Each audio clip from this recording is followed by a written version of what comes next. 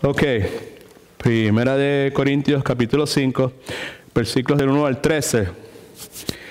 Y pues volvemos a darle la bienvenida a todos ustedes y los que nos visitan en el día de hoy, la primera o segunda vez. La enseñanza de hoy está en el libro de Primera de Corintios, capítulo 5. Arnaldo, súmelo un poquito, por favor. No los oídos bien tapados hoy. Casi no me escucho nada. ¿Ok? Primera de Corintios, capítulo 5. Lo que hemos estado haciendo en los últimos meses es que hemos estado estudiando el libro de Primera de Corintios. En el libro de Primera de Corintios hemos estado considerando lo que Dios a través de su siervo Pablo enseña con relación a lo que la iglesia es. Primera de Corintios nos habla acerca de lo que la iglesia es. Nos dice cómo la iglesia se debe conducir y también nos habla de cómo la cruz de Cristo es la roca firme sobre la cual la iglesia de Jesucristo es edificada y sostenida. Tres cosas: lo que la iglesia es, cómo la iglesia debe conducirse y el hecho de que la cruz de Cristo, todos estos asuntos, todos estos problemas, todos estos issues que Pablo está atendiendo en Primera de Corintios, Pablo, la solución para ellos, para cada uno de estos asuntos, es enfocarse a la cruz de Cristo. Por eso decimos que parte de la enseñanza es que la cruz de Cristo es la roca, nuevamente, sobre la cual la iglesia es edificada y la roca sobre la cual la iglesia es sostenida. En nuestro estudio llegamos al capítulo 5.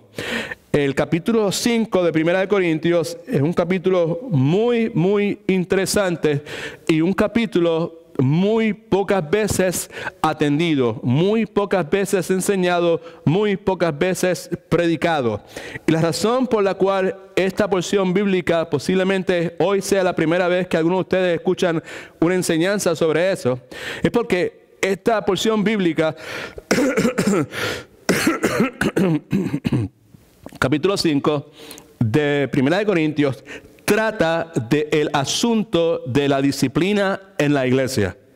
Ese es el título de la enseñanza, el asunto de la disciplina en la iglesia. El capítulo como tal lo que atiende es un caso de inmoralidad que precisa ser juzgado. Pero aun cuando hay un miembro de la iglesia, un cristiano, que ha cometido un acto de inmoralidad del cual no se quiere arrepentir, eso es lo que provoca el capítulo, o la enseñanza, o la atención de Pablo. El enfoque de Pablo no es en este capítulo, en estos 13 versículos de este capítulo, en la persona que cometió el pecado o la infracción, si usted quiere. El enfoque de Pablo es en la iglesia que se ha cruzado de brazos y que no ha atendido el asunto en la forma en que debía hacerlo. Amén. Eso es lo que Pablo está atendiendo en esta porción bíblica. Así que lo que vamos a hacer primeramente es que vamos a leerlo de forma antifonal. Eso quiere decir que yo leo el primer versículo y usted lee el próximo y así sucesivamente. Luego de eso, vamos a hablar acerca de lo que vamos a llamar, para efecto de la enseñanza, como disciplina eclesiástica. Vamos a ver algunas objeciones que hay en la cultura contemporánea con relación a eso. Luego vamos a ver lo que esa disciplina eclesiástica es y vamos a seguir en nuestro estudio. Pero primero lo que vamos a hacer es que vamos a ponernos de pie todos, por favor. Vamos a buscar nuestra copia de la palabra de Dios. Si quiere, en el bosquejo que le entregamos, en la página del medio, ahí está toda la porción bíblica también. Y pues vamos a leer esta porción bíblica. Yo le sugiero, por favor, que preste atención, porque aquí se hacen una serie de recomendaciones que son bastante controversiales y que están en la palabra de Dios. Y como dice Pablo en 2 Timoteo capítulo 3, que vamos a leer ya mismo otra vez, toda la escritura es inspirada por Dios. Y el capítulo número 5 de Primera de Corintios también es parte de la escritura, es inspirada por Dios. Y Pablo nos recuerda que toda la escritura es útil. Tiene utilidad para la iglesia, para el hombre y la mujer de Dios, para que sea perfectamente preparado para toda buena obra. Es útil para enseñar, es útil para corregir, es útil para redarguir, es útil para restaurar. Así que esta porción bíblica, que posiblemente usted nunca ha escuchado una enseñanza sobre este particular, tiene mucha importancia. Y como vamos a ver a través del estudio, el asunto de la disciplina en la iglesia es un asunto sumamente importante, al punto de que cuando Cristo habla por primera vez acerca de la iglesia, habla en el contexto de esto, de disciplina dentro de la iglesia. Así que si para el Señor era importante, para nosotros también debe serlo. Amén.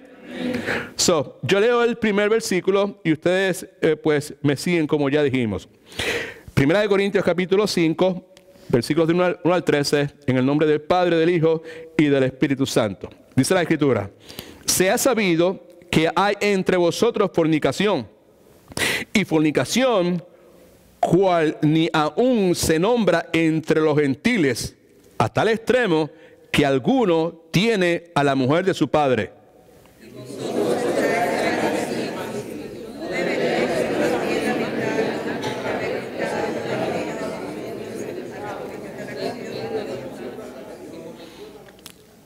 Ya se da cuenta ya inmediatamente, hay un caso de fornicación, es de conocimiento público, pero ellos, en vez de estar entristecidos, en vez de estar todos complicados por la presencia de eso, están envanecidos.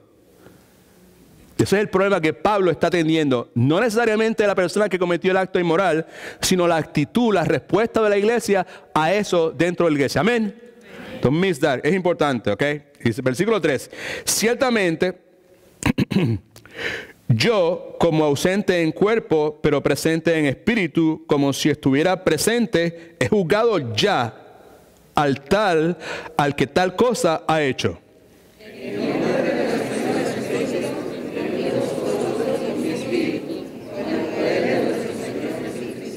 El tal, la persona que ha cometido el delito, el pecado, la fornicación, el tal sea entregado a Satanás para destrucción de la carne, a fin de que el espíritu sea salvo en el día del Señor Jesús.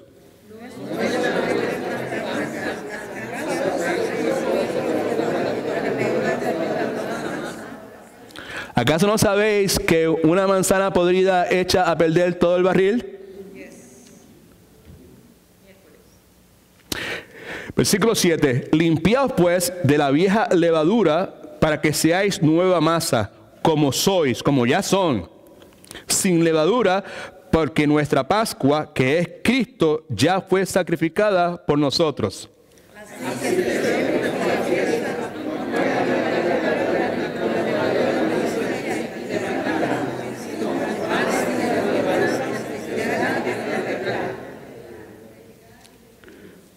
Versículo 9. Os he escrito por carta que no os juntéis con los fornicarios.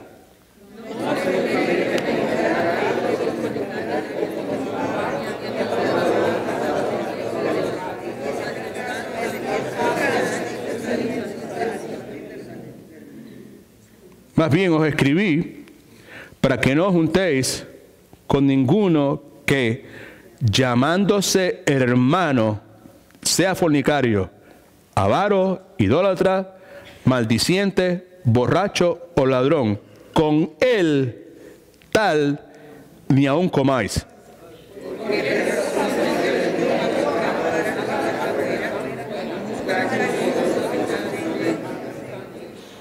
Todos, por favor.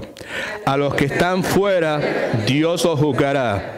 Quitad pues a ese perverso de entre nosotros. Señor, bendiga su palabra y me ayuda a hacer una exposición fiel, sin miedo al hombre, de lo que la palabra dice. Amén. Puede sentarse, por favor. Okay.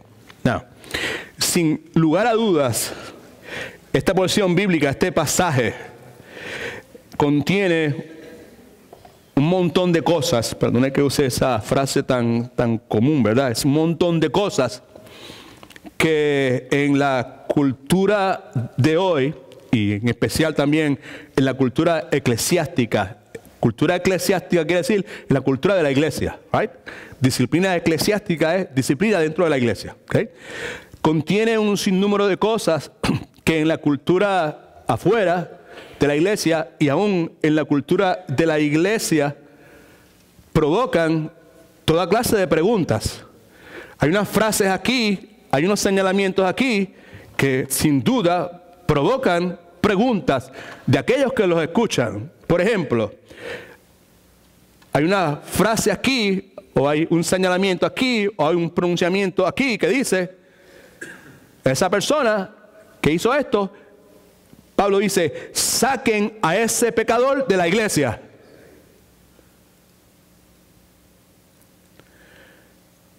Y obviamente provoca preguntas porque muchos de nosotros podríamos pensar, pero espérate un momentito, yo creía que la iglesia recibía pecadores. Y ahí está diciendo que saquen a ese pecador de la iglesia. Otra frase que dice ahí, al tal, entréguenselo a Satanás para su destrucción. Time ball. ¿Qué es eso? Que entreguen a ese pecador para destrucción, a Satanás para su destrucción. Pues yo creía que Jesucristo nos libra a nosotros del poder de Satanás.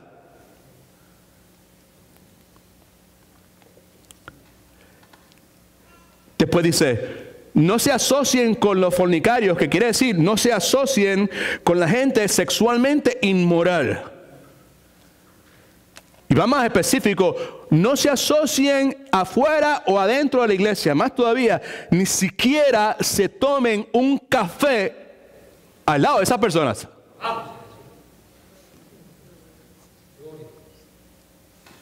Así que, sin lugar a dudas, lo que esta porción bíblica enseña va en contra de la corriente de este mundo, de la cultura eclesiástica del día de hoy, en cuanto a lo que se piensa acerca de la iglesia.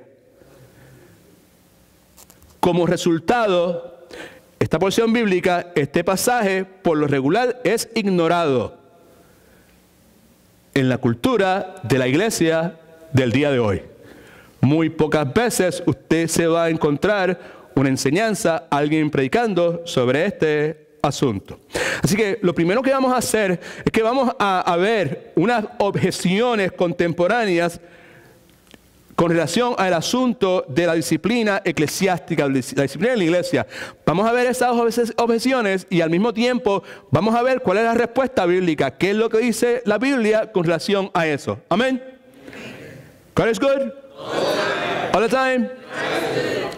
Now, este asunto que estamos hablando aquí no es un asunto muy bonito que digamos, muy cómodo que digamos, no muy fácil de digerir que digamos, pero está en la Biblia, amén.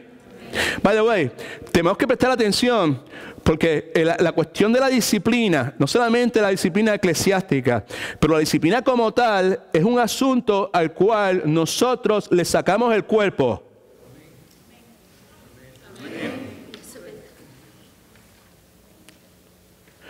Hebreos capítulo 12 nos dice que ninguna disciplina en el presente es agradable. Es algo que disfrutamos. No solamente para la persona que recibe la disciplina, el que es disciplinado, sino para el que aplica la disciplina. Y por consiguiente, como aplicar disciplina es una cosa que provoca fricciones, que provoca incomodidad, que provoca malestar, que provoca que algunas personas salgan por el techo, que provoca toda clase de amenazas, que provoca toda clase de respuestas, reacciones que no son fáciles de digerir. Nuestra respuesta es sacarle el cuerpo al asunto. Y la palabra dice, entre otras cosas, que Dios al que ama, disciplina. So, en el contexto de la iglesia, el asunto de la disciplina es algo que se coge con pinzas, algo que se le saca al cuerpo. Pero no solamente es en el contexto de la iglesia, sino en el contexto de nuestras vidas, en el contexto de nuestros matrimonios, en el contexto de nuestra familia, ¿sí o no? Vamos a hablar aquí primariamente, por encima de todo, de la cuestión de la iglesia. Pero hay una aplicación, sin duda, pero sumamente importantísima para todos los aspectos de nuestra vida. Amén. Así que, por favor, tenga esa actitud humilde que Dios quiere que tengamos, que consiste en estar en la disposición de, Señor, tú me enseñas lo que tú me digas, tú me dices lo que es, y yo, con la forma en que mejor puedo, te doy mi palabra de que yo voy a ponerlo en práctica. Amén. Esa es la humildad que Dios espera de cada uno de nosotros. La primera objeción contemporánea para el asunto de la disciplina eclesiástica, en sus notas es que la disciplina eclesiástica es una acción ¿qué? Legalista. Mucha gente dice que la disciplina contradice la gracia y el amor de Dios. Muchos piensan que decirle a otros cristianos que es como cristianos, nosotros debemos obedecer a Dios. Decirle a una persona, muchos piensan que si no obedecen los mandatos de Jesucristo, no son seguidores de Jesucristo. Que decir eso es una cuestión legalista. Muchas personas piensan de esa forma. Para algunas personas, nuevamente, la disciplina eclesiástica, la iglesia, es una acción legalista. ¿Qué dice la Biblia? ¿Cuál es la respuesta bíblica? Escriba esto. La respuesta bíblica es que la disciplina eclesiástica es una expresión de amor. Y yo añadiría una expresión profunda de amor. En otras palabras, que la aplicación de esa disciplina es una de las cosas más amorosas que podemos hacer por una persona en el contexto de la iglesia. Ahora, considere esto que le voy a decir en este momento. La palabra de Dios nos dice que Dios nos da una serie de mandamientos para que nosotros los sigamos. Y la Biblia también, amén. Y la Biblia también nos dice que si nosotros seguimos esos mandamientos, seguirlos es lo mejor que puede pasar en nuestras vidas. ¿Lo dice o no lo dice?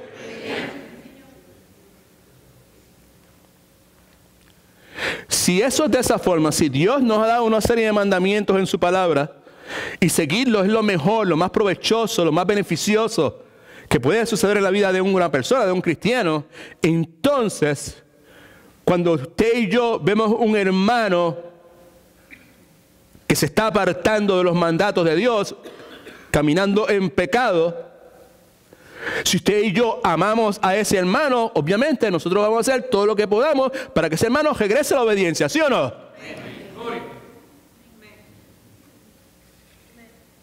Pero ¿cuál es el problema? ¿Saben?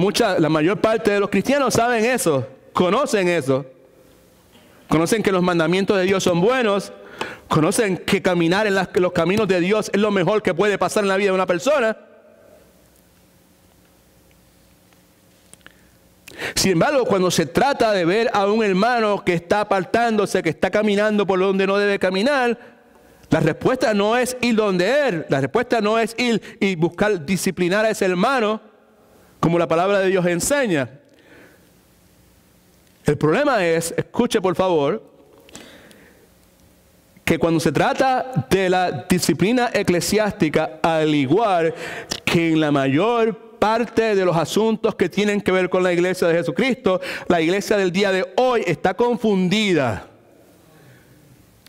Y el entendimiento que tienen de distintas verdades bíblicas, la deidad de Cristo, la soberanía de Dios, la gracia, la salvación, todas estas cosas, y en este caso la disciplina eclesiástica, el entendimiento de esas verdades bíblicas está deformado.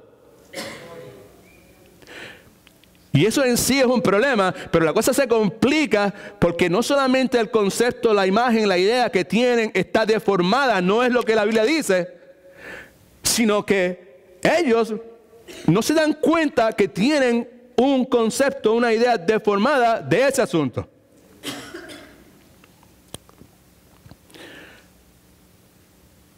dijimos entonces que la disciplina eclesiástica es una expresión de amor. Para la mayor parte de las personas en la cultura eclesiástica del día de hoy, disciplina eclesiástica no es amoroso. Para ellos, lo que es amoroso es esto. Mire para acá. ¿Ok? Yo no tengo a nadie en mente aquí. Nadie en mente. Y al mismo tiempo, a todo el mundo. Incluyéndome a mí, incluyéndome a mi hermana Rosa, que está en la esquina de allá. Para la mayor parte de la iglesia contemporánea del día de hoy, lo que es amoroso es esto.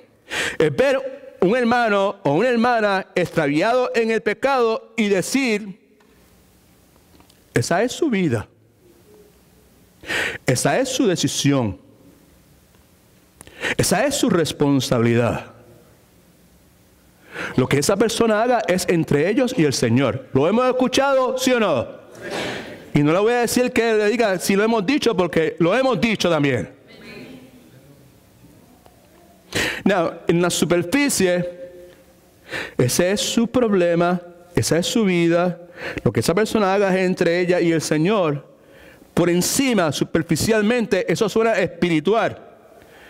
Pero escuche, bíblicamente, ver a un hermano, ver a una hermana entregada al pecado que la está destruyendo y simplemente decir, ese es su problema, en su mejor momento es cobardía, en su mejor momento es desprecio. Ambas cosas, esa cobardía sentimental, ese desprecio disfrazado de falsa humildad, porque lo que está detrás de esa es la vida de ellos, esa es su decisión. Lo que alguien haga es entre ellos y Dios. Eso es falsa humildad. Y lo que está detrás de esa expresión, nuevamente, no es necesariamente amoroso. Pregunta.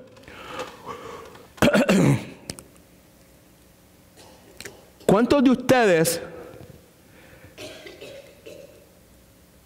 le dan gracias a Dios porque Dios no responde así?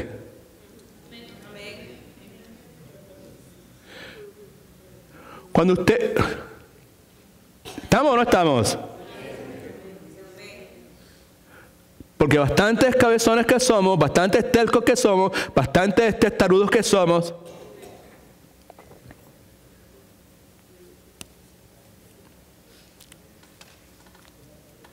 Imagínense que cada vez que usted y yo empezamos a querer hacer nuestra voluntad, que es todos los días,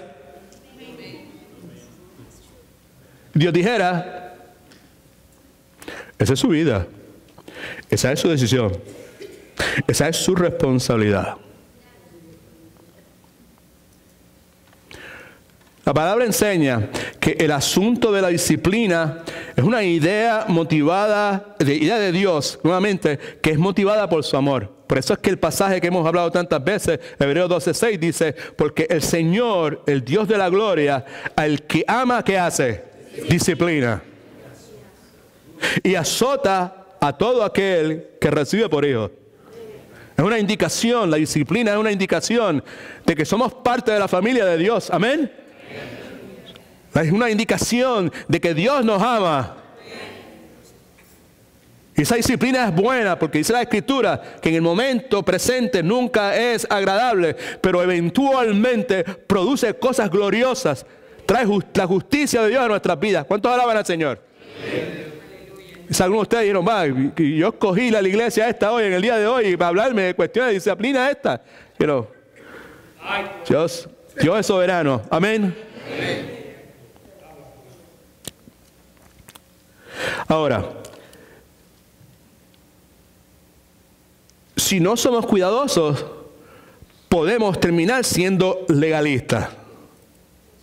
Si bregamos con el pecado de nuestro hermano usando nuestro propio estándar,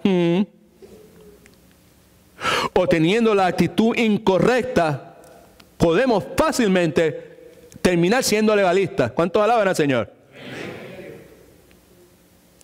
Pero la palabra de Dios nos dice que la disciplina bíblica nunca es legalista. La disciplina bíblica siempre es amorosa. Así que escríbase eso, a esa objeción. No, la disciplina bíblica, ¿eso es legalista? No. La disciplina bíblica en todo momento es una expresión de amor. Otra objeción con relación a la disciplina esta eclesiástica. Pastor, ¿y qué tal? ¿Y qué usted va a hacer? Hablando de disciplina eclesiástica, aplicar disciplina en la iglesia. ¿Y qué usted hace con pasajes como Mateo 7:1? Pastor, recuerde lo que Jesucristo dijo en el Sermón del Monte. ¿Se acuerda que Jesucristo dijo que no debemos pasar juicio sobre el pecado de otros cuando nosotros tenemos los nuestros? Mateo capítulo 7, versículo 1 dice, no juzguéis, ¿para qué? Y con la misma vara que juzgas, con esa misma vara vas a ser juzgado. Hay personas que dicen, objetando la disciplina eclesiástica, citan eso. No solamente eso, sino también citan otros pasajes donde se nos dice que nosotros, ¿quiénes somos nosotros para señalar el pecado ajeno? Porque nuestra vida está contaminada. ¿Cuántos tienen pecado en su vida? ¿Puedo ver su mano? Levante la mano, no la baje, porque todo el mundo estamos en las mismas. Hay personas que citan, disciplina eclesiástica, usted es loco. ¿Y qué fue lo que Jesucristo hizo? ¿Se acuerda? Los fariseos, ¿qué querían hacer? Pero aquellos eran legalistas. Actitud incorrecta.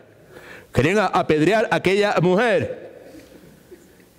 Y Jesucristo dijo, el que de vosotros esté fuera de pecado, que sea el primero que arroje la primera piedra. Para la persona que dice, objetando la disciplina eclesiástica, ¿qué tal Mateo capítulo 7, versículo 1 o Juan capítulo 8, versículo 7, que son los pasajes que incluimos ahí? La respuesta bíblica para ese argumento es bien interesante. Dice, siga leyendo y considere Mateo 7:5, o mejor dicho, Mateo del 3 al 5. Es correcto, la persona que pueda argumentar esto, que Mateo capítulo 7, versículo 1, en ese pasaje, nuestro Señor nos da una advertencia en contra o en cuanto al asunto de estar juzgando el pecado de otras personas. ¿Está ahí claro? Pero eso no es todo lo que dice. Porque si nosotros seguimos leyendo, nos vamos a dar cuenta de cuál es la verdadera enseñanza de Jesucristo con relación al asunto de juzgar. No está en sus notas, no está en la pantalla porque se me olvidó incluirlo, pero está en su Biblia. Así que busque su Biblia, por favor. Mateo capítulo, rapidito, Mateo 7. Mateo 7, versículos del 3 al 5. ¿Right? Mateo 7, del 3 al 5, nuevamente, el versículo 1, Cristo dice, no juzguéis para que no seas juzgado. Con la vara que ustedes juzgan, vas a medir, es la misma que vas a ser medido. Y entonces, en el versículo 3, dice lo siguiente. ¿Todo el mundo lo tiene? Dice, ¿por qué miras la paja que está en el ojo de tu hermano y no echas de ver la viga que está en tu propio ojo? En otras palabras, ¿por qué estás pendiente al pecado de otro hermano y estás ignorando el pecado tuyo?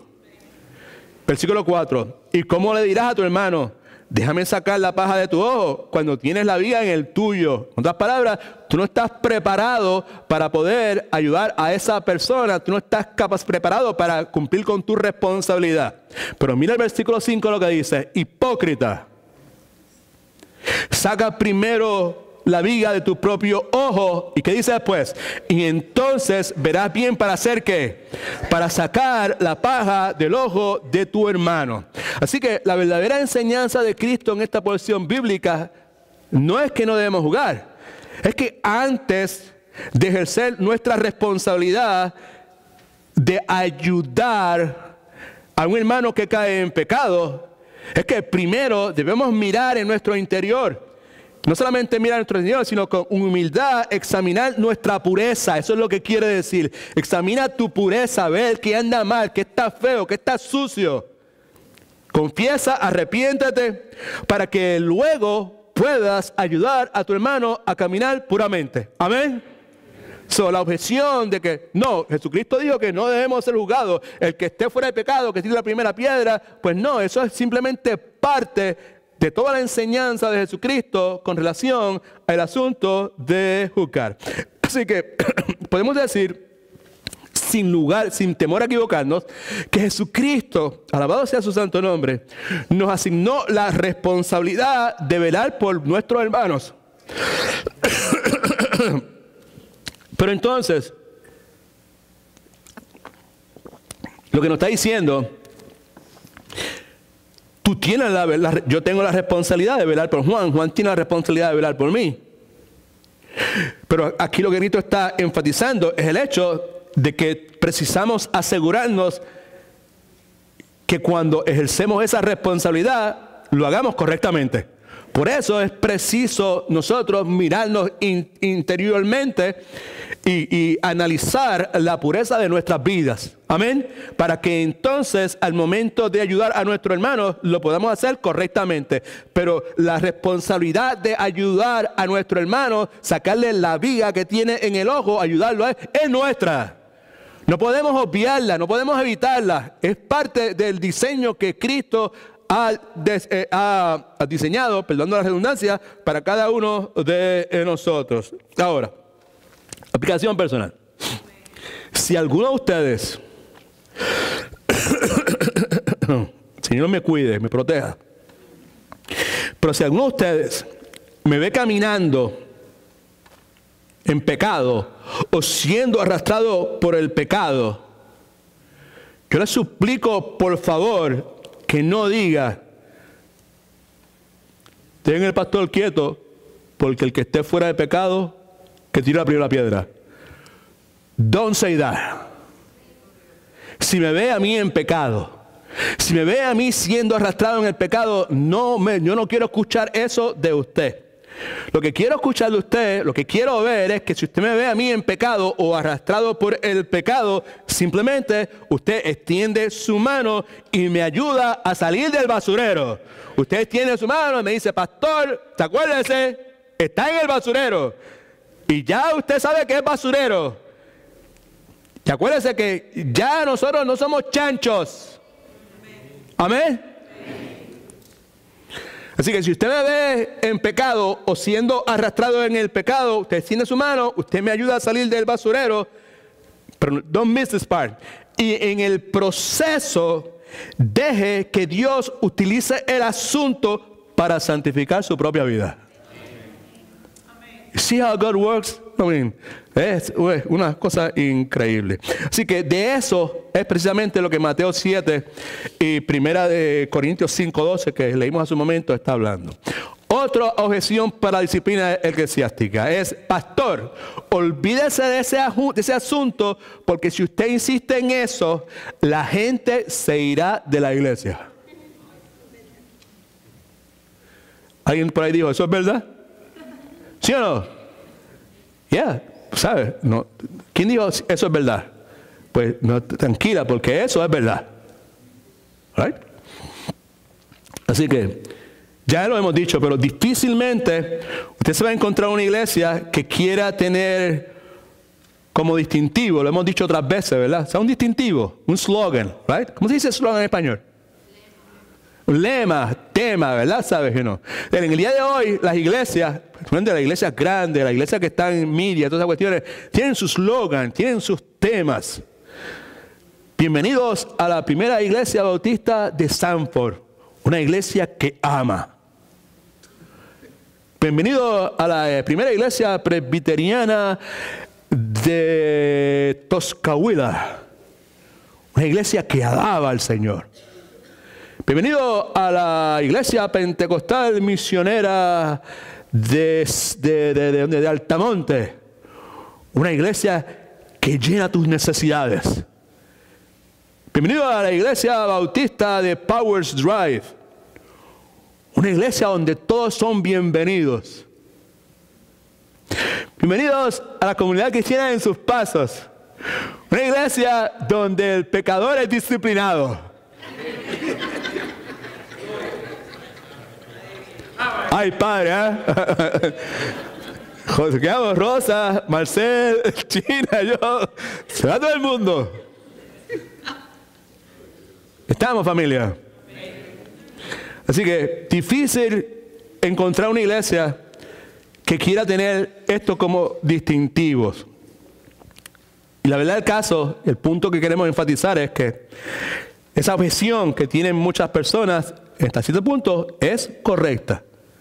Porque en cuanto se empiece a hablar en una iglesia acerca de disciplina eclesiástica, pues lo más probable es que mucha gente va a decir, ¿sabes qué?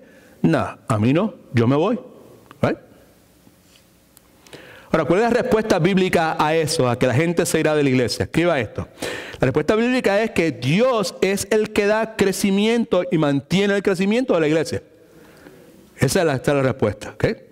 Así que, sin duda alguna, si se va a implementar un texto como este en una iglesia, de seguro va a provocar que muchas personas sean tentadas a irse de la iglesia.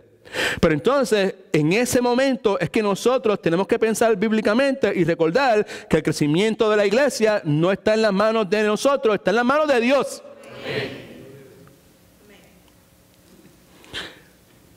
Muy interesante, altamente significativo el hecho de que solamente en 2 ocasiones, en los 4 evangelios, el Señor Jesucristo hace mención de la iglesia. 2 ocasiones.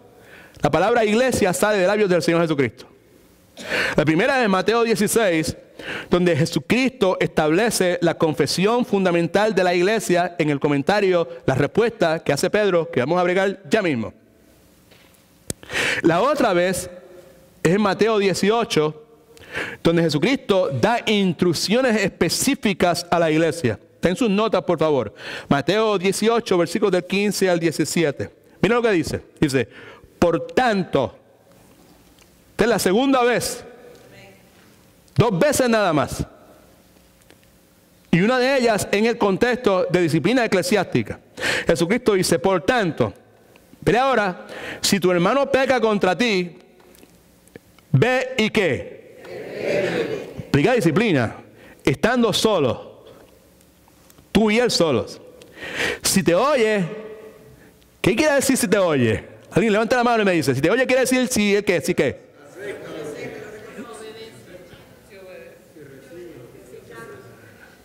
Empieza con A.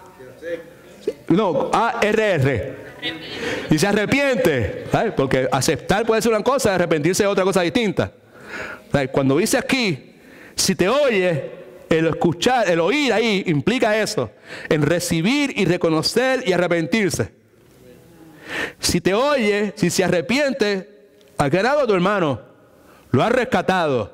Lo ha sacado del basurero. ¿Cuántos alaban al Señor? Versículo 16. Pero si no oye, si no se arrepiente, toma aún contigo a 1 o 2, para que en boca de 2 o 3 testigos conste toda la verdad.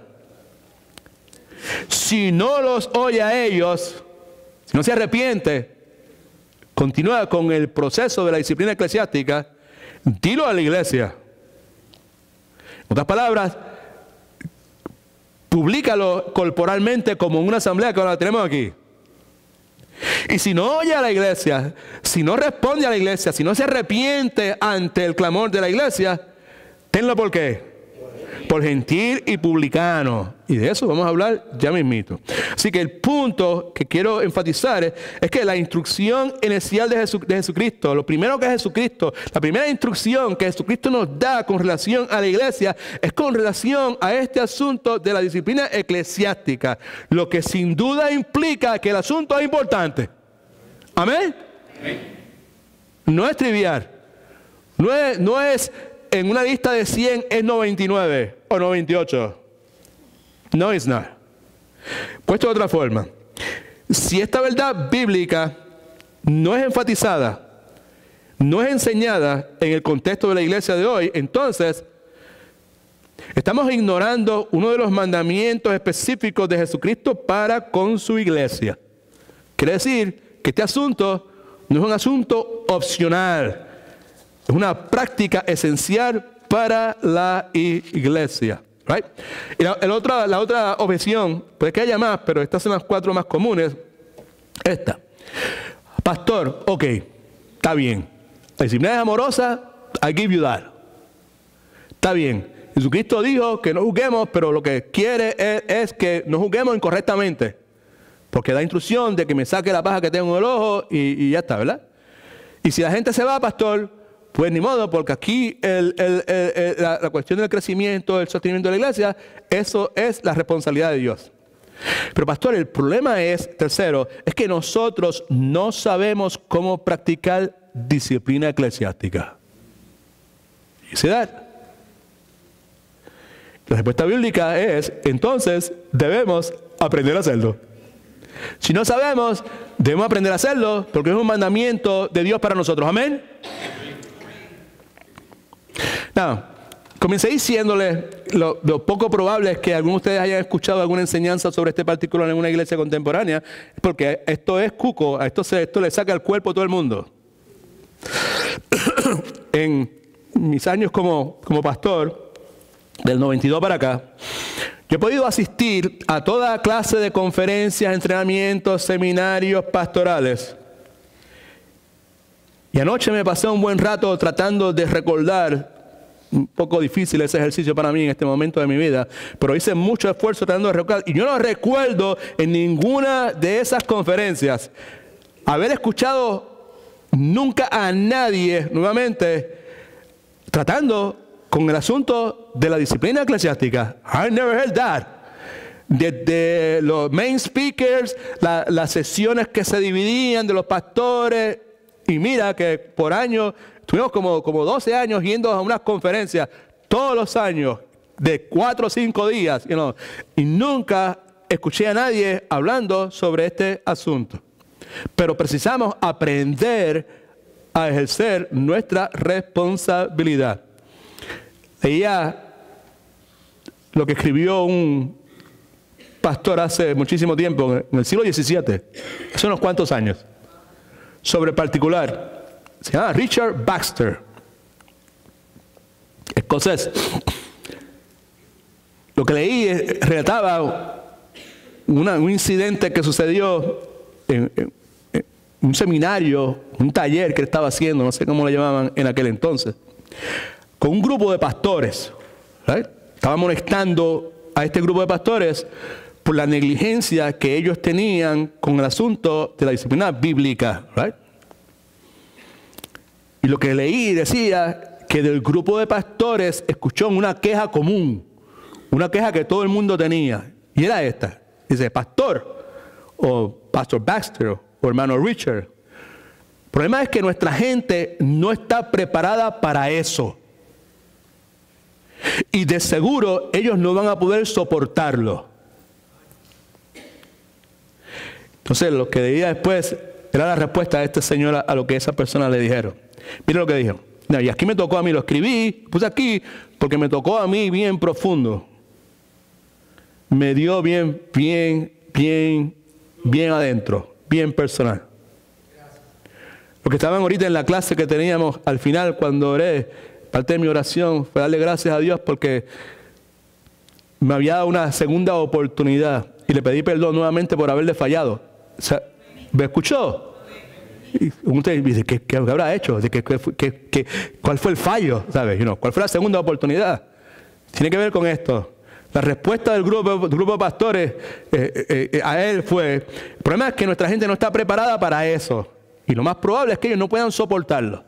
Y él le responde y le dice esto. Le dice, un poco sarcástico, le dice, por casualidad, ¿no será que son ustedes los que no pueden soportar los problemas, la tensión y los desafíos que la disciplina eclesiástica ocasionará?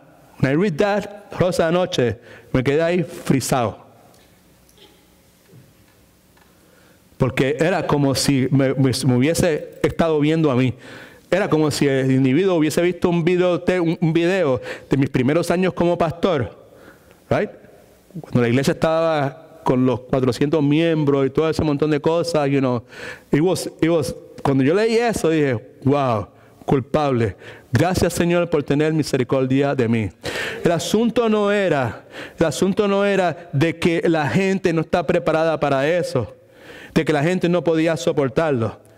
En el caso de muchos pastores, y en mi caso particular por mucho tiempo, fue que yo no podía soportar, ¿sabes? Yo no estoy en soportar los problemas, la tensión y los desafíos que la disciplina eclesiástica ocasionará. Escuche, por favor, porque la mayor parte de nosotros, si somos honestos y podemos captar eso, ¿sabes? Podemos decir amén a eso, porque ese es nuestro problema también como padres. Y ustedes que todavía los tienen chiquitos, pónganse firme. Right? Ninguna disciplina al momento de ser ejercida es placentera. Siempre es incómoda. Siempre da problemas. Siempre crea tensión. Siempre está el desafío de cómo van a responder esos. Right? Y muchas veces no es que nuestros hijos no están preparados para recibir la disciplina. El problema es que nosotros no estamos preparados para soportar la complicación que eso puede provocar. Amén. So,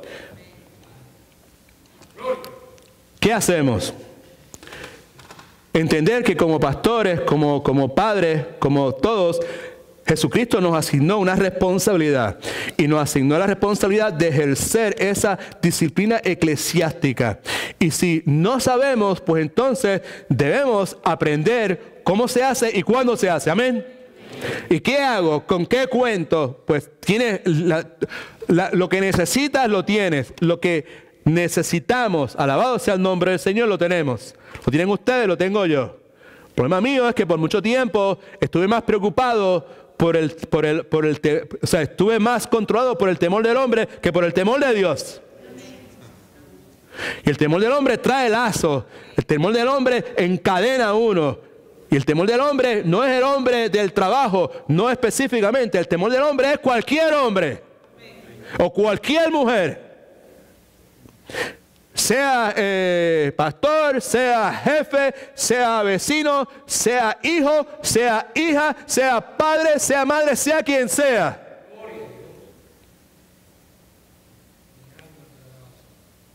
Y por mucho tiempo, pues yo estuve preocupado por eso. ¿Sabes? Estaba más preocupado por lo que la gente fuera a pensar o cómo fueran a responder que a lo que Dios le interesaba. Y por eso esta mañana dije que Dios ha tenido misericordia de mí. Y cuando yo les fallé, Dios me perdonó cuando me arrepentí y me ha dado una nueva oportunidad de poder continuar siendo pastor de una congregación. Necesitamos aprender. ¿Cuántos tienen dificultad aplicando disciplina? ¿Puedo ver su mano? Otra vez, más alta. Good. Right.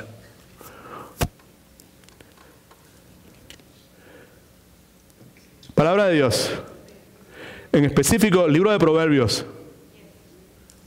Amén. Yes, go there. Go there. No solamente eso, sino que si eres de Cristo, tienes la presencia del Espíritu Santo dentro de ti. Yes, you can learn. Seguro que podemos aprender. Seguro que sí. Alabado sea el nombre del Señor. Bendito el nombre de Jesucristo. 2 Timoteo 3:16 dice, toda la escritura es inspirada por Dios y es útil. Sirve. ¿Sirve para qué? Sirve para enseñar. ¿Right? Sirve para redarguir. Sirve para corregir. Sirve para instruir en justicia, que es correcto, para irme en la dirección. Me estoy desviado, tienes que venirte en la dirección correcta. ¿Qué es lo que nosotros queremos hacer cuando aplicamos la disciplina? En el contexto de la iglesia o en cualquier contexto, alabado sea el nombre de Jesucristo. De forma tal que el hombre o la mujer de Dios sea perfectamente o enteramente preparado para toda buena obra. Alabado sea el nombre del Señor. Ahora, yo le voy a pedir un favor en este momento, ¿verdad? Y es que simplemente en sus notas o en la pantalla bueno, cucu cough te acuerdas de los paquines la que hacía así en la revista cuando la gente lloraba hacía sniff I don't know if you remember that anyway so God is good all the time. ¿Y por qué estás haciendo un chiste en medio de esta cosa tan seria? Es porque algunos están bien serios. Pero a ver si just calm down, ¿ok? Y simplemente, esta es una porción bíblica que otra vez no es muy atendida por las objeciones que ya dijimos. Amén. Es una porción bíblica que tiene unas declaraciones que son bastante intensas. Por esa razón, en la tarde de hoy, yo quiero hacer una exposición bastante clara, específica de esta porción bíblica. ¿Right? Así que si eso es lo único que puedo hacer, eso es lo único que voy a hacer. Importante que nosotros entendamos aquí qué es lo que esta porción bíblica dice y podamos entonces hacer una aplicación correcta, otra vez, en la vida nuestra. Así que mire la porción bíblica. Es el caso de un asunto de inmoralidad, ¿verdad? Disciplinado dentro de la iglesia. El versículo 1 de 1 Corintios 5 dice: se ha sabido que hay entre vosotros ¿qué? No solamente fornicación, sino un tipo de fornicación, y fornicación que ni aún se nombra entre los gentiles. En otras palabras, este conocimiento público, Pablo está diciendo, es una carta que Pablo está escribiendo, este conocimiento público de que entre vosotros, iglesia de Corintios, entre vosotros hay fornicación. La palabra es porneo, que implica inmoralidad sexual. Puede tener distintas variaciones. Ya mismo vamos a ver cuál es la variedad que vemos aquí.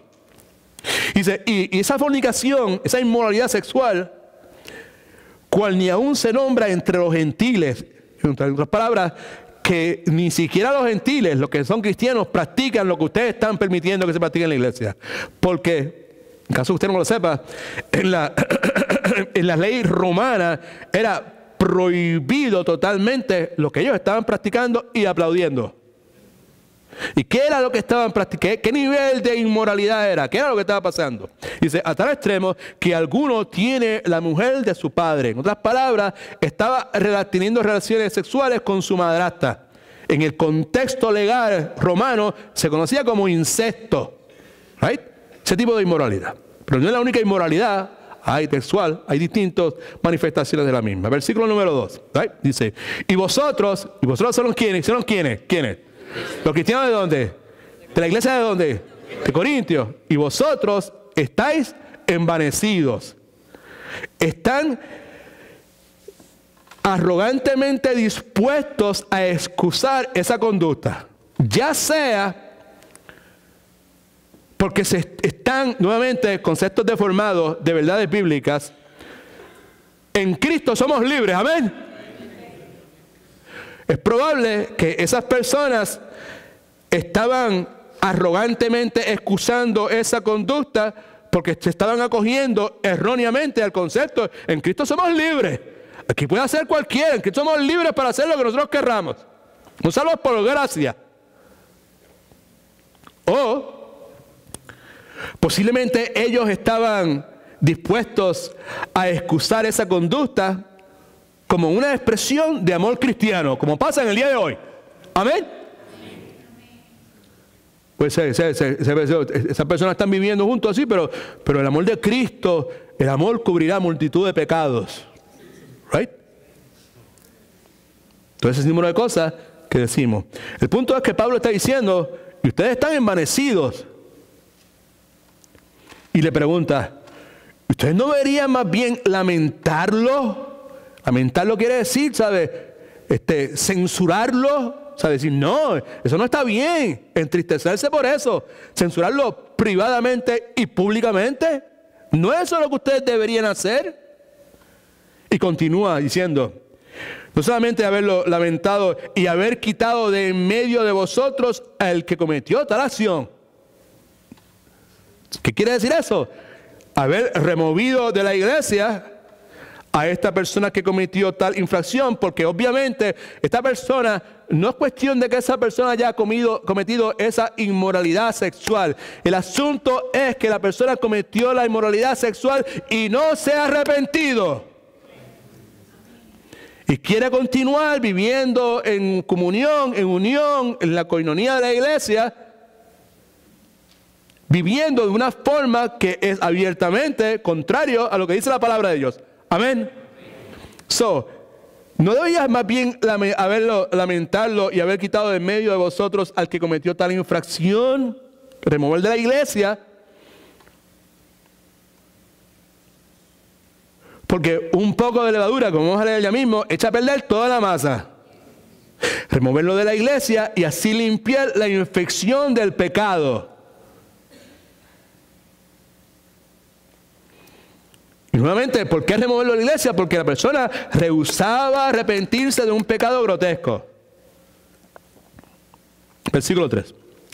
Ciertamente, Pablo hablando, yo, Pablo, como ausente en cuerpo, en otras palabras, aunque físicamente no estoy con ustedes, pero presente en espíritu, como si estuviera presente, he juzgado ya al que tal cosa ha hecho. En otras palabras, en su interior Pablo ya había pasado juicio sobre la persona que había cometido el pecado. Y ahora lo que estaba haciendo era afirmando, ya él permitió juicio, lo estaba haciendo ahora es afirmando las consecuencias que mandaban, lo que era prudente hacer, lo que se debía hacer con esa persona. ¿Ok? No.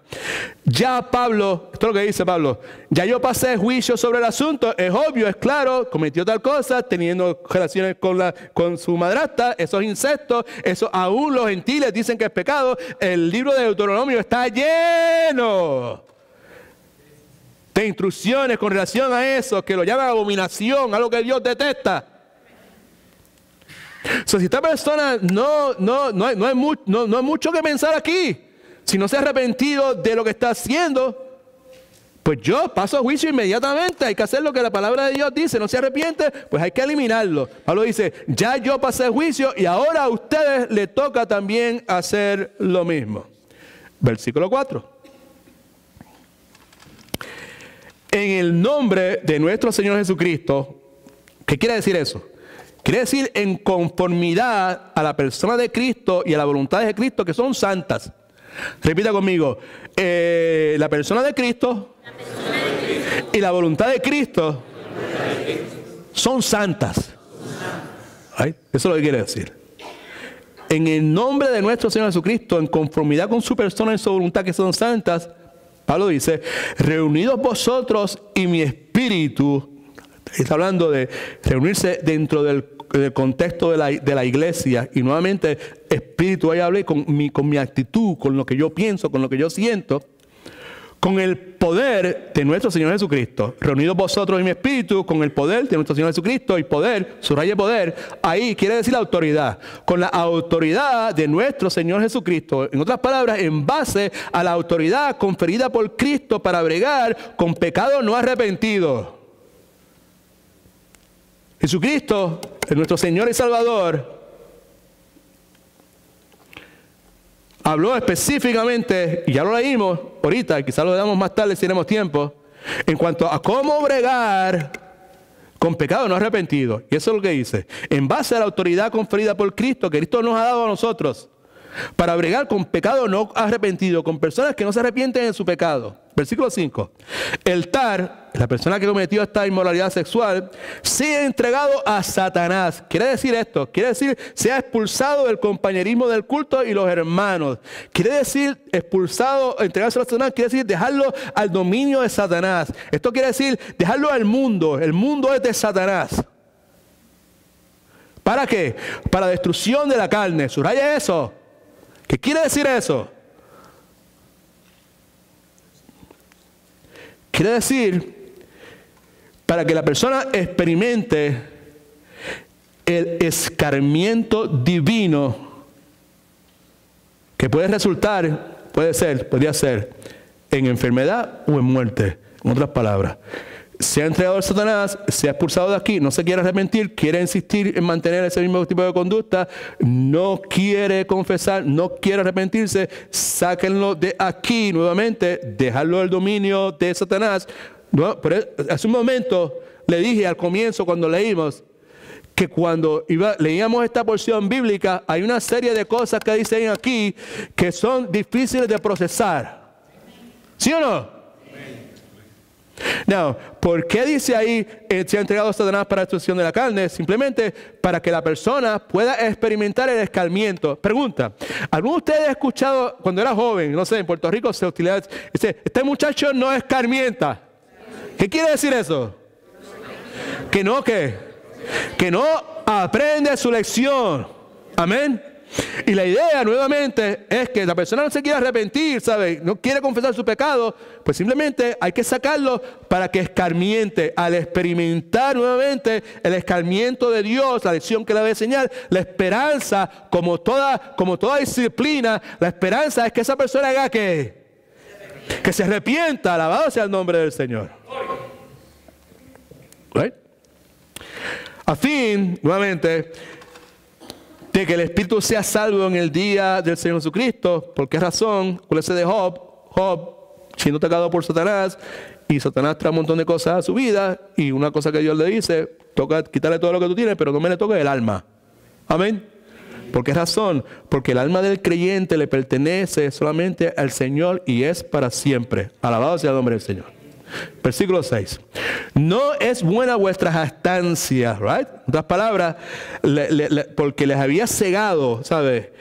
La jactancia de ellos. Nosotros somos, aquí tenemos libertad en esta iglesia. Damos oportunidad a la gente que se exprese, que expresen sus preferencias, que hagan lo que ellos quieran hacer, que se manifiesten como ellos quieran hacerlo. Right? Nosotros, si la persona pues quieren seguir viviendo así de esa forma, completamente en contra de lo que Dios dice, pues no hay problema. We have love for them. Los amamos. So, ese razonamiento, ¿verdad? ¿Sabes? Los había cegado, impidiendo que ellos cumplieran con su deber. Pablo dice, no es buena vuestra jactancia. Versículo 6. ¿Acaso no sabéis que un poco de levadura fermenta toda la masa? Levadura simboliza pecado, levadura simboliza lo malo. Y fermenta toda la masa simplemente implica que al ser tolerado el pecado siempre invade y corrompe lo que está a su alrededor, en este caso la iglesia local en su totalidad. Esta persona que está aquí, en un momento dado de su vida, hace unos 6 o 7 años, fue negligente. Y lo que acabo de decir fue lo que sucedió. En gran medida. Por no haber, como dicen por ahí, haber tomado el toro por los cuernos, hacer lo que la palabra de Dios dice, la levadura, la conducta errónea, mala de algunas personas se invadió y corrompió a muchas otras personas que estaban en esta iglesia local. Versículo 7.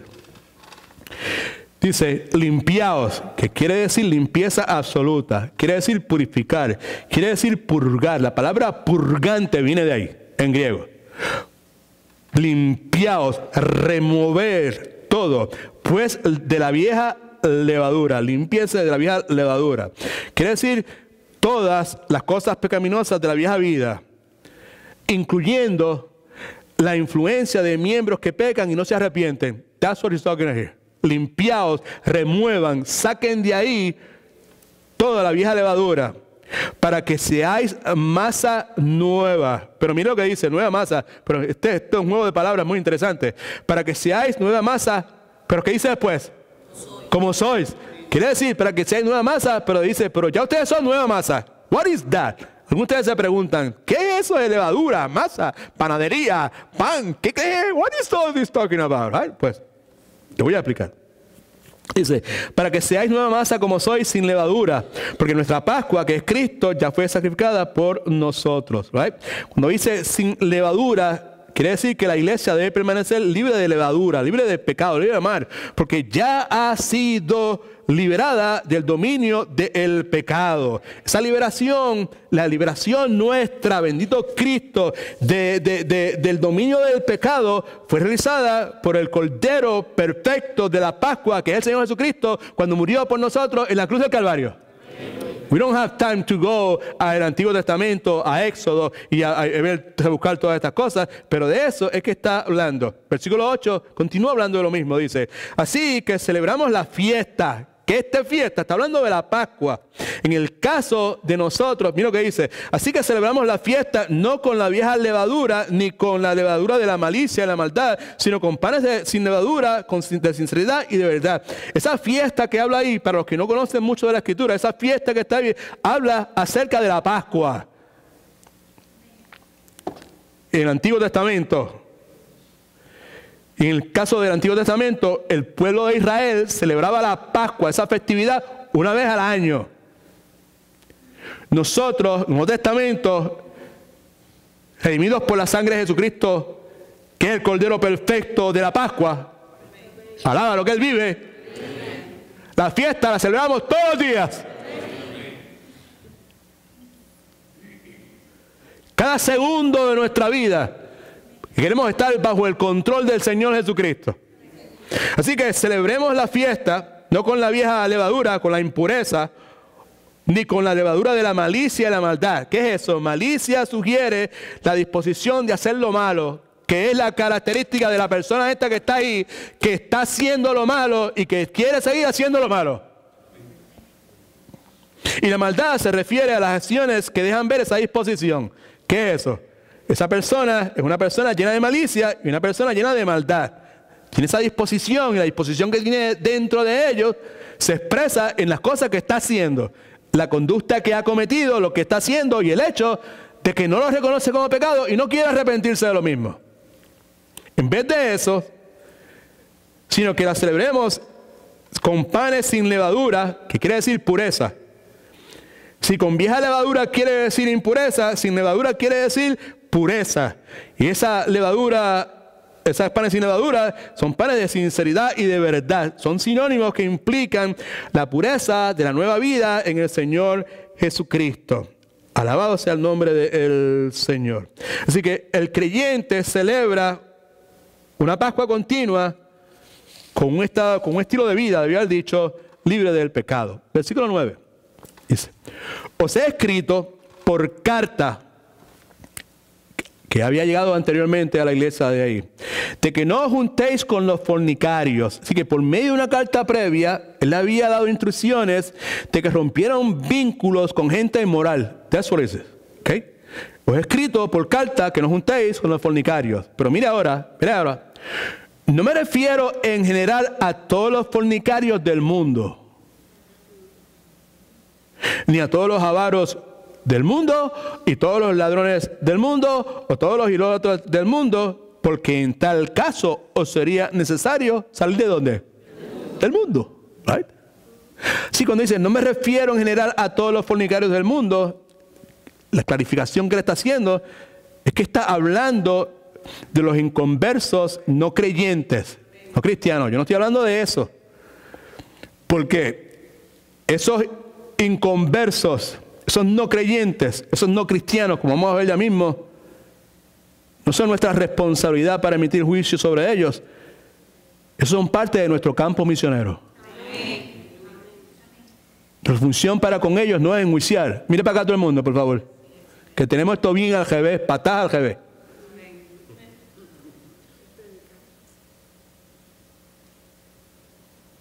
Nunca es tarde para aprender, para reconocer, aceptar. He estado equivocado, he estado equivocada. Yo le exhorto en el nombre del Señor que cese ya de estar enjuiciando inconversos.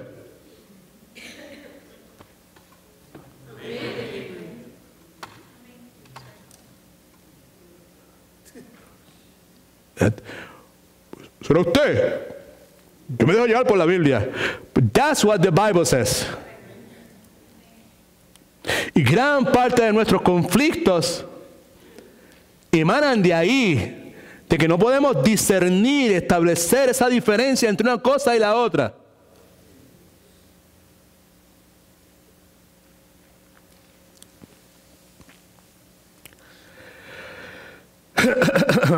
Pablo dice en el versículo 11, mas os escribí para que no os juntéis, vele ahora, para que no os juntéis con ninguno, subraye, circule, saque el highlighter y pásele por encima, porque aquí no está la cosa. Pues no os juntéis con ninguno que llamándose hermano, ahí está la cosa. No es con aquel que a mí no me importa lo que la Biblia esa tuya dice y tu hermano cristianito y lo que no me importa, que olvídate de eso es un partido fanático. De eso no está hablando. Esos no son los que hay que enjuiciar. Ese es nuestro campo misionero. Y el problema nuevamente es que lo tenemos al revés. Insistimos en enjuiciar a esas personas que no es nuestra responsabilidad. La responsabilidad es hacer la obra misionera con ellos. Pero es que yo le he hablado y no me hacen caso. Siga hablándole con la boca cerrada.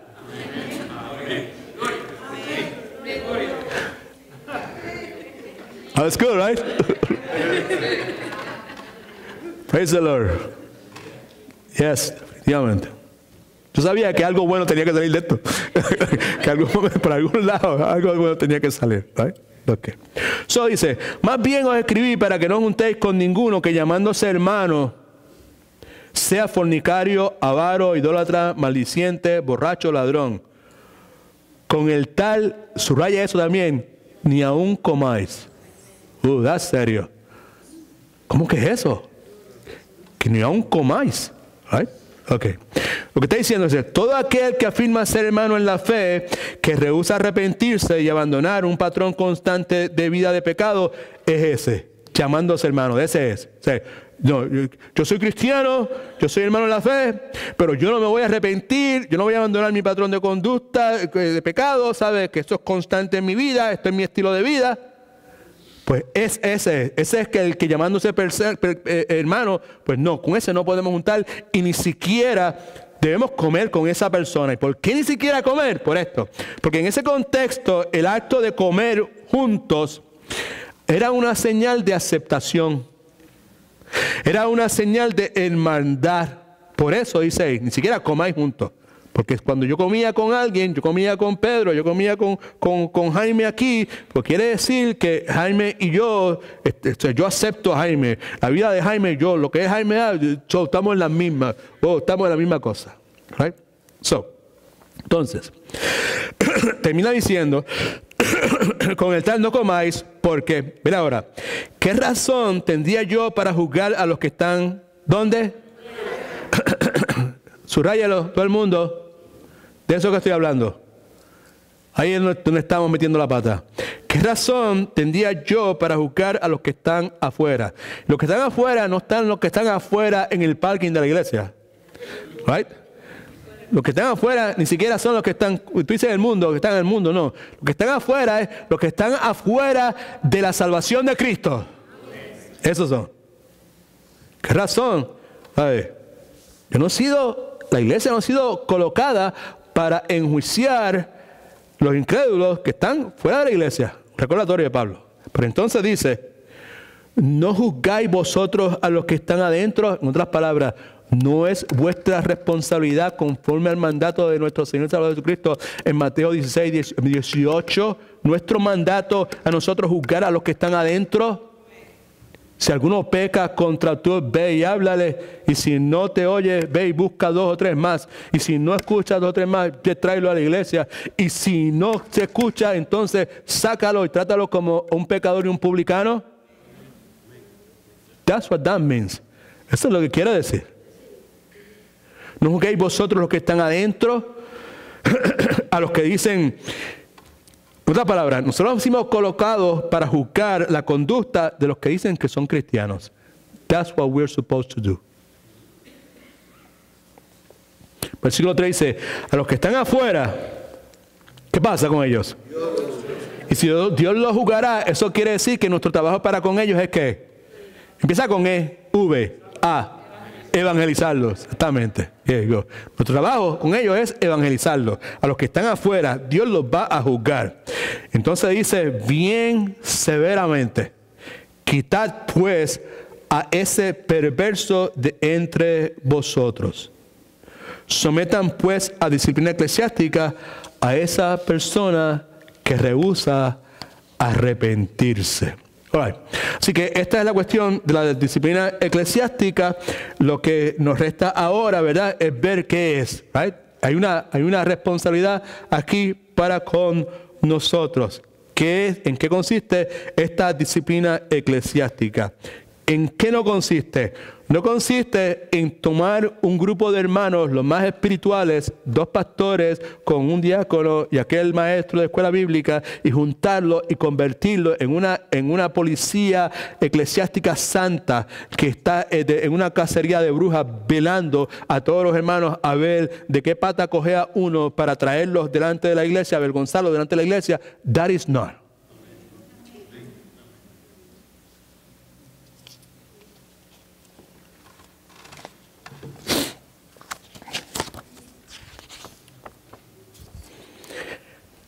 Just tal. No escriba nada. No nada. Ok. ¿Qué es? Para poder entender lo que es, necesitamos tener un marco de referencia de la disciplina eclesiástica. Marco de referencia. Poder entender, right? Necesitamos algunas cosas que necesitamos tener. Una de las cosas que necesitamos es tener un entendimiento bíblico del Evangelio.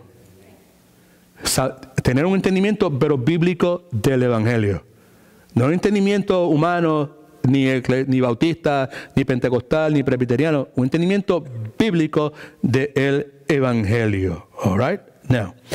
No lo escriba, no lo ponga ya, ¿ok? Dice, no lo ponga, ok. Dice, ¿sabe? Un entendimiento bíblico lo vamos a explicar la semana que viene, pero consiste en que el hecho de que Dios ama a los pecadores lo suficiente como para buscarlos. ¿Cuántos alaban al Señor? Amén. Dios ama a los pecadores lo suficiente como para buscarles en su pecado, llamarles en su pecado, salvarles en su pecado y capacitarles para obedecerlo. La disciplina eclesiástica precisa ser entendida en ese contexto. Damos un entendimiento bíblico del Evangelio, un entendimiento bíblico de lo que implica ser cristiano. ¿Cuántos de ustedes son cristianos? Amén. ¿Cuántos de ustedes dicen, yo soy discípulo de Jesucristo? Levante la mano todo el que diga, yo quiero ser discípulo de Jesucristo. Amén. Levante la mano. A ver, ¿quieres ser discípulo de Jesucristo? Discípulo de Jesucristo. Ok, está chévere. Okay. Manajo, ¿usted quiere ser discípulo de Jesucristo, Daisy? Ok. Entonces, mire esto. Ser un discípulo de Jesucristo implica invitar disciplina de Cristo. Gracias, Milton. Discípulo de Cristo. Disciplina. Right? So, tener un entendimiento correcto, obviamente bíblico, de lo que es ser un cristiano. Vamos a expandir sobre eso la próxima año. Y tener un entendimiento bíblico de la iglesia. La iglesia es el instrumento escogido por Cristo para declarar quiénes le pertenecen a Cristo y para sobrever, oversee, aquellos que han creído en Cristo. La iglesia, un entendimiento bíblico de lo que es la iglesia. ¿Por qué tener disciplina bíblica, eclesiástica? Porque como iglesia, Dios nos ha llamado a nosotros para determinar quiénes son cristianos y quiénes no lo son. Mateo capítulo 16. Just read that and you will see it. La semana que viene expandimos más sobre particular. Pero también nosotros no solamente decidimos quiénes son cristianos y quiénes no son. Nosotros decidimos eso. Yes, we do. You don't get it. No las veo bien específicamente. But that's what we do. That's what we call to do. Pero somos llamados a sobrever, to oversee.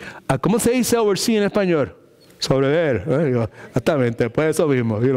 Pero que no en cada vez, pues, esa cuestión. Entonces, lo que quería llegar así rapidito es por esto. En la última parte de su bosquejo le voy a dar el blanco para que lo escriba, ¿ok? Right. Hay 2 aspectos de la disciplina eclesiástica. Como ustedes dicen, ay, que esto es una pérdida de tiempo. Yo no quiero la disciplina, pues, ¿sabes? Tranquila. Right? Ok. 2 aspectos de la disciplina eclesiástica. Primero es disciplina eclesiástica formativa y disciplina eclesiástica restauradora. Right. La disciplina eclesiástica que estamos hablando de la persona que no quiere arrepentirse, que quiere seguir pecando y no quiere arrepentirse, y hay que entonces hablar con él, y hay que traer 2 más, y si no se quiere arrepentir, hay que traerlo a la iglesia, y si no quiere arrepentirse, hay que salir de esa persona, tiene que irte al mundo esperando a ver si escarmienta el escarmiento de Dios, ¿sabes? Esa es la disciplina eclesiástica restauradora, right? Ok. Mira lo que dice aquí, dice, consiste en el cuidado correctivo que la iglesia ejerce en asuntos pertinentes a pecados no arrepentidos en la vida de un hermano o una hermana. Pero mire para acá todo el mundo, ok. La otra, la formativa, consiste en el entrenamiento continuo de creyentes por medio del estudio de la palabra de Dios que persigue que sus vidas sean transformadas a la semejanza de Jesucristo. Quiere decir que en este momento estamos siendo disciplinados. Quiere decir que los miércoles estamos siendo disciplinados. Y déjeme decirle algo muy importante para acá. Mire para acá todo el mundo, ok. En el contexto de la iglesia, escuche, la cuestión de la disciplina eclesiástica had a bad name, ¿sabe? That's not good. Pero le estoy aclarando, ¿no? Eso. Y se lo vamos a aclarar más específicamente. Por esto. Porque la inmensa mayoría de la disciplina que se ejerce en la iglesia es formativa. Casi 98% de la disciplina que se ejerce en la iglesia es formativa. Solamente un 2% es restauradora porque hay que atender el caso. Porque no hacerlo es ser negligente al mandato que el Señor Jesucristo nos dio, y no hacerlo implica que estamos simplemente tirando por el chorro, como diríamos en Puerto Rico, a la iglesia del Señor Jesucristo, porque un poco de levadura echa a perder toda la masa. ¿Sí o no? Right? Y que una manzana podrida daña todo el barril. Y que tenemos una instrucción clara de Jesucristo en cuanto a qué es lo que tenemos que hacer con personas que pecan y no se arrepienten de su pecado. Amén. Así que no miremos nada de esta cuestión, ¿sabe?, de una forma despectiva. Y la última cosa es que el fundamento de la disciplina eclesiástica es la gracia de Dios. La idea de la disciplina es que la gente se arrepienta. Amén. No, y si el individuo mire para acá, porque ese individuo posiblemente se menciona en 2 Corintios, pero eso es la semana que viene. Right? ¿Sabe? Ese individuo que hizo toda esa barbaridad está mencionado posiblemente en 2 Corintios. ¿Sabe? Y si el individuo se arrepiente, si el individuo cuando se encuentra solo, porque es cristiano, ¿sí o no? Sí, o sea, que hay que llegárselo a Satanás, se vaya para el mundo por allá, para que reciba el escarmiento, pero que su alma sea salvada. Y si el individuo se arrepiente, ¿qué es lo que se persigue? ¿Sí o no? Porque la idea de ir a hablar con él y decirle, chico, Pedro Jaime, no, brother, no, o sea, yo no sé, quizás esa señora es bien atractiva o quizás te envolvió lo que sea, pero tú eres cristiano, brother, ¿sabes? Eso es un pecado, no solamente contra los romanos, contra Dios, todo lo que dice la Escritura, ¿sabes? No, la idea de confrontarlo a él es para que él se quede. Y si él se arrepiente, ¿qué hacemos nosotros con él? ¿Lo qué? Empieza con P. Lo perdonamos, gloria a Dios. Esa es la idea de toda la cuestión. Si luego de todas esas cosas, Pedro Jaime finalmente cae en tiempo y escribe el escarmiento y se arrepiente, pues nosotros, porque el fundamento, lo que está ahí detrás de todo, aún en Mateo capítulo 18, que es donde Cristo habla de la disciplina, es la gracia de Dios. Es el perdón de Dios. ¿Y cuántas veces voy a perdonar a Pedro Jaime? 7 veces 7. That's what it does there. Okay? Así que, otra vez, el problema que tenemos nosotros, amados, y por un tiempo, yo soy parte de ese nosotros, por lo menos en este particular, es que estamos confundidos con relación a la cuestión de la disciplina eclesiástica. Tenemos una idea deformada de lo que es. Y lo que necesitamos entonces es aprender, que es lo que la palabra de Dios dice, tranquilos sin tener que estresarnos, porque Dios permita que nunca nos veamos en la obligación de tener que hacer eso, ¿no? Pero si llegara el momento de hacerlo, sabemos qué tenemos que hacer. Amén. Right? Y ya no tenemos preocupación de que la gente se vaya, o que el hermano de la hermana Josa, o el hermano de Omar, de Odali, o el primo de Israel, y que, we would not feel that. Porque el asunto del crecimiento y la estabilidad de la iglesia es de quién? Es de Dios, no es nuestro. Amén. Right. God is good. All the time. Now, toda esta cuestión, ¿verdad? Pues es parte de lo que la Escritura enseña. Y es una porción bíblica, como le dije, pues que esto casi no se menciona y que está en la Escritura y que nosotros precisamos, pues, atender. Amén. No podemos estar, esto no, la palabra de Dios, pues, Perdona, mi hermana. Esto no es la palabra de Dios. Esto no es un menú. Right? Esto no es un menú que tú escoges lo que me gusta. Yo quiero la hamburguesa, pero no me le ponga tomate o no le ponga cebolla. It's not like that. Hay que tomar toda la palabra de Dios. Y algunas cosas son un poquito incómodas, pero la gracia de Dios siempre es suficiente.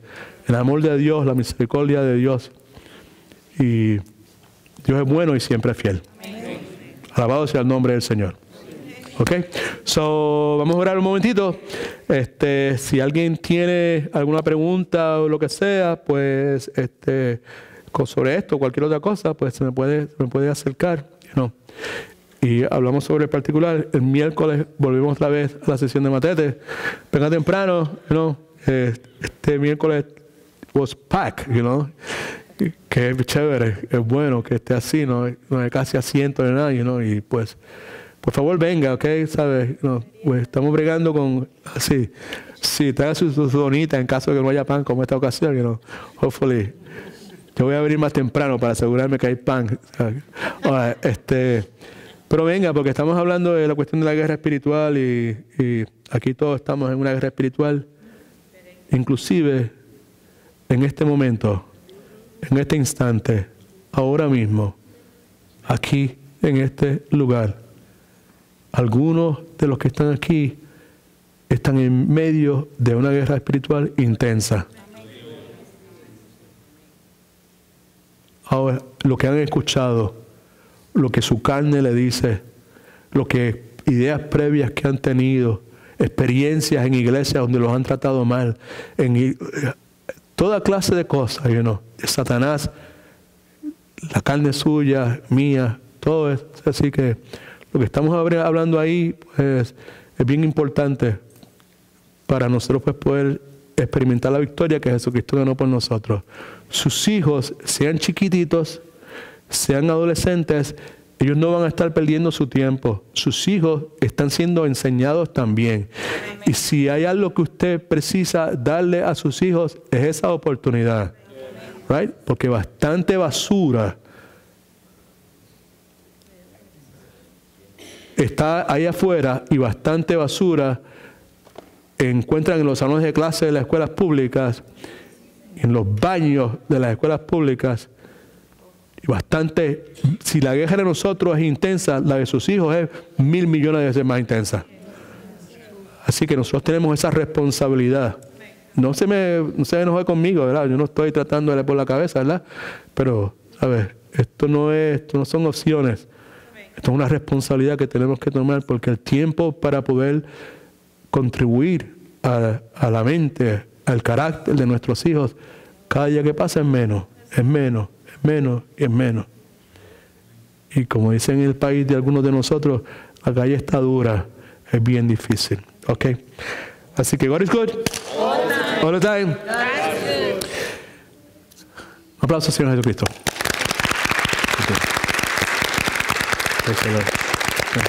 Gloria a Dios.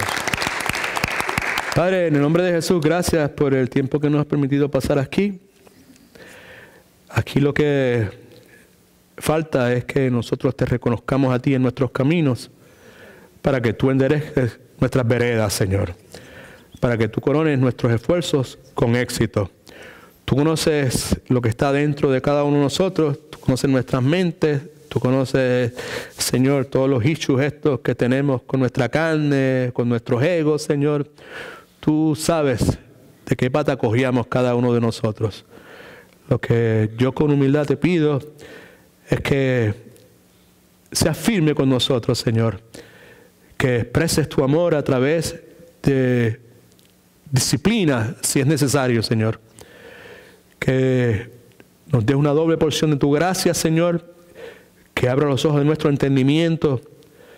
Que nosotros podamos comprender, Señor, que si en alguna forma somos disciplinados por ti, es una expresión de tu amor, Señor, y una expresión de que somos tus hijos, Señor. Y que confiemos en tu palabra, que aunque en este momento sea incómodo, tiempos de refrigerio habrán de venir. Fruto de justicia santa va a ser expresado en nuestras vidas. Ayúdanos como padres, Señor, este desafío tan grande que tenemos de ser padres en una cultura como esta que está en contra de ti, Señor. Hay tanta inmoralidad, tanta rebeldía, Señor.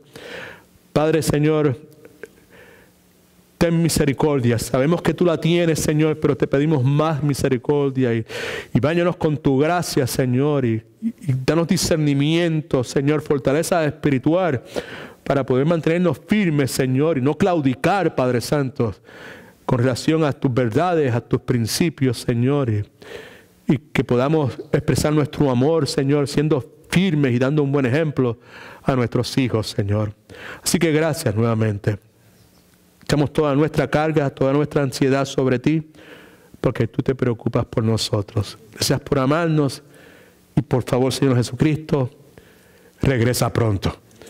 En tu nombre, Jesús, oramos para tu gloria. Amén. Señor les bendiga mucho.